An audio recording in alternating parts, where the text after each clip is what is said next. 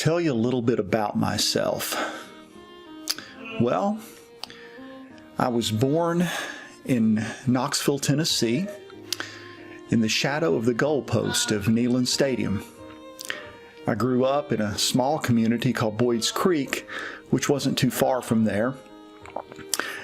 My mom and dad loved me and my sister very much, but they got a divorce when I was 5 years old.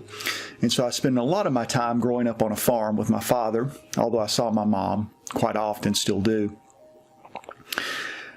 Did not grow up in a family that was a church-going family. They loved each other, but at that time they were not pursuing Christ. However, I had two sets of grandparents that were very devoted Christians, and they kept me out of trouble. When I was 9 years old, I accepted Jesus Christ as my personal Lord and Savior at Vacation Bible School.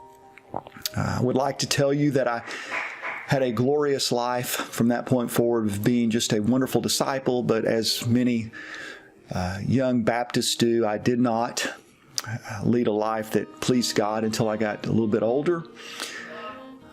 My early 20s, I met a young lady when I was at Carson Newman College by the name of Brenda. She became my bride. We were married in 1994. And as soon as we got back from our honeymoon, we started attending Meridian Baptist Church in Knoxville, Tennessee. I got involved there. Christ got a hold of me. I started sensing a call to ministry. One thing led to another, and eventually I did attend seminary and so on and so forth.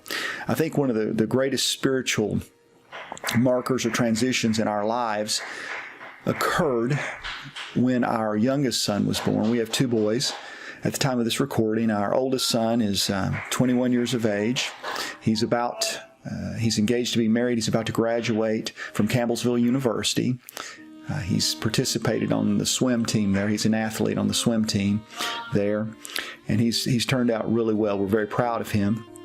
Our youngest son is 18 years of age as of yesterday, and he has been such a blessing, but he's also been God's tool to shape my life particularly into what I've become. He has been diagnosed with severe autism, intellectual disability, and epilepsy. He's nonverbal, and he'll always live with us. He's a pleasant young man. You can probably hear him in the background as I'm making this recording.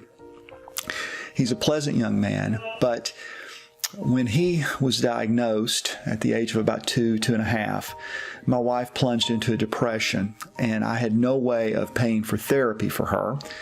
So instead of pursuing my studies to be a full-time senior pastor, I pursued the discipline of counseling so I can minister to her. Now, I'm happy to report that she's doing much better now, and I truly have found my calling, and that is to be a pastor who's a counselor. And as I've gotten a little bit older, what I want to do is I want to be able to comfort others with the comfort with which I've received from Christ, 2 Corinthians 1.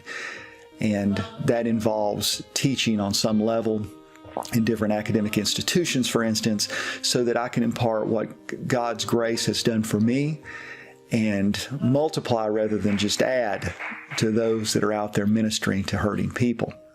So that's a little bit about me. I hope that's been helpful and hasn't bored you too much.